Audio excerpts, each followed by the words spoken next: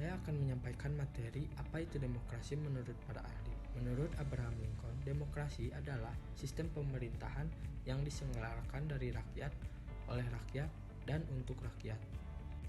Dan menurut para ahli yang selanjutnya yaitu dari Hans Kelsen.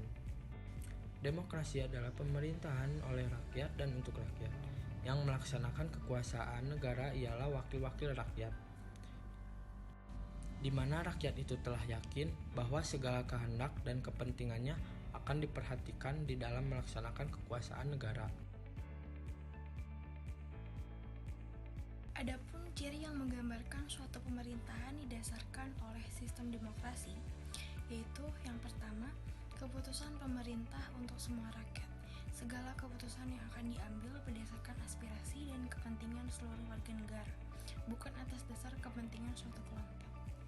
Hal ini dilakukan untuk mencegah adanya tindakan korupsi, kolusi, dan nepotisme di dalam masyarakat. Yang kedua, menjalankan konstitusi. Segala hal yang berkaitan dengan kehendak, kepentingan, dan kekuasaan rakyat harus dilakukan berdasarkan konstitusi. Hal ini sudah tertuang dalam penetapan undang-undang, di mana hukum harus berlaku secara adil bagi seluruh warga negara. Ciri yang ketiga, adanya perwakilan rakyat. Di dalam sistem demokrasi, terdapat lembaga perwakilan rakyat yang berfungsi untuk menyampaikan aspirasi rakyat kepada pemerintah.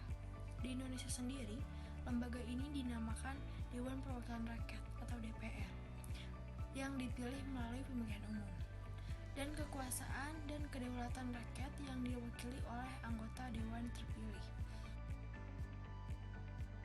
Bismillahirrahmanirrahim. Di sini saya akan menjelaskan tentang contoh-contoh demokrasi. Yang pertama ada demokrasi langsung. Contohnya yaitu pemilihan umum. Pemilihan umum atau yang biasa kita singkat menjadi pemilu merupakan salah satu pesta demokrasi terbesar bagi setiap negara. Terdapat jenis-jenis pemilu yang berbeda tergantung pada siapa yang dipilihnya, entah presiden atau wakil presiden atau anggota legislatif lainnya. Pemilu merupakan bentuk demokrasi langsung karena semua rakyat memiliki hak yang sama untuk memilih calon yang dikehendakinya. Saat ini, pemilu pada tingkat negara merupakan hal yang rawan praktek korupsi, kolusi, dan nepotisme, sehingga kita harus awasi bersama pelaksanaannya. Yang kedua ada demonstrasi atau unjuk rasa. Salah satu cara mengemukakan pendapat di muka umum adalah dengan melakukan demonstrasi atau unjuk rasa. Unjuk rasa ini adalah pernyataan pendapat secara massal yang dilakukan oleh sekelompok orang dalam jumlah yang besar. Yang ketiga ada pemilihan desa. Seperti halnya pemilihan umum presiden dan anggota legislatif, pemilihan kepala desa juga merupakan salah satu contoh pelaksanaan demokrasi langsung dalam kehidupan sehari-hari. Bahkan pada tingkat organisasi pemerintahan yang kecil seperti desa pun, rakyat dapat menyalurkan suaranya dalam pemilihan kepala desa untuk memilih calon yang dikehendakinya. Dan yang terakhir ada pemilihan ketua OSIS. OSIS adalah tempat pertama seorang siswa untuk mempelajari keterampilan berorganisasi. Tugas OSIS sendiri ialah menampung keinginan siswa untuk mengadakan berbagai kegiatan. Yang kedua ada demokrasi tidak langsung. Demokrasi ini memiliki sistem penyampaian pendapat rakyat yang berbeda, karena untuk menyampaikan pendapatnya, rakyat harus menyampaikan pendapatnya dulu kepada perwakilan rakyat. Kemudian perwakilan rakyat itulah yang meneruskan pendapat rakyat pada musyawarah pengambilan keputusan terkait suatu masalah tertentu. Contohnya yaitu pembuatan undang-undang. Di dalam suatu negara tentunya terdapat banyak rakyat yang tidak dapat disatukan di dalam satu ruangan saja. Maka dari itu, untuk pembuatan undang-undang sendiri digunakan prinsip wakil rakyat. Pembuatan undang-undang merupakan salah satu tugas dan wewenang DPR.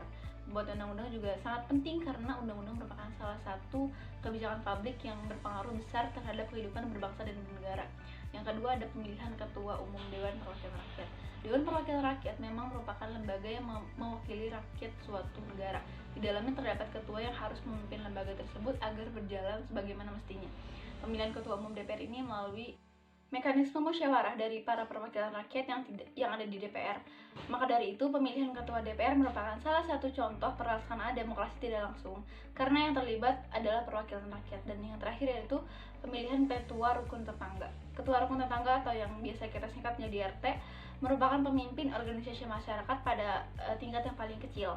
Namun perannya begitu besar. Pemilihan ketua RT ini dikatakan sebagai salah satu contoh pelaksanaan demokrasi tidak langsung karena pemilihan ketua RT dilakukan melalui mekanisme musyawarah, di mana setiap yang bermusyawarah merupakan perwakilan dari keluarga yang ada di kawasan rukun tetangga tersebut. Mengapa harus ada demokrasi? Sebelum kita membahas itu, apa sih negara demokrasi itu? Negara demokrasi merupakan negara yang dijalankan oleh pemerintah yang berasal dari rakyat, oleh rakyat, dan untuk rakyat. Namun, pastinya demokrasi saat ini sudah berbeda dengan demokrasi zaman kuno. Pada hakikatnya, demokrasi tanpa kita sadari sangatlah penting membantu kita dari mana kita melakukan sesuatu yang berhubungan dengan demokrasi.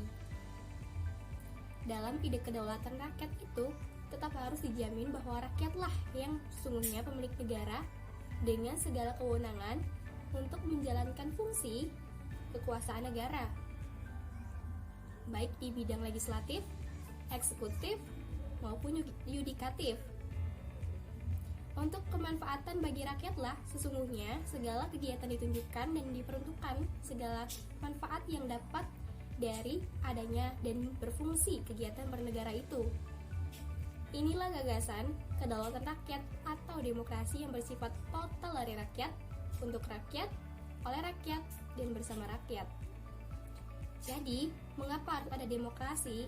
Jika tidak ada suatu demokrasi, maka negara ini pasti akan adanya pertikaian, perselisihan antara rakyat dan pemerintahannya.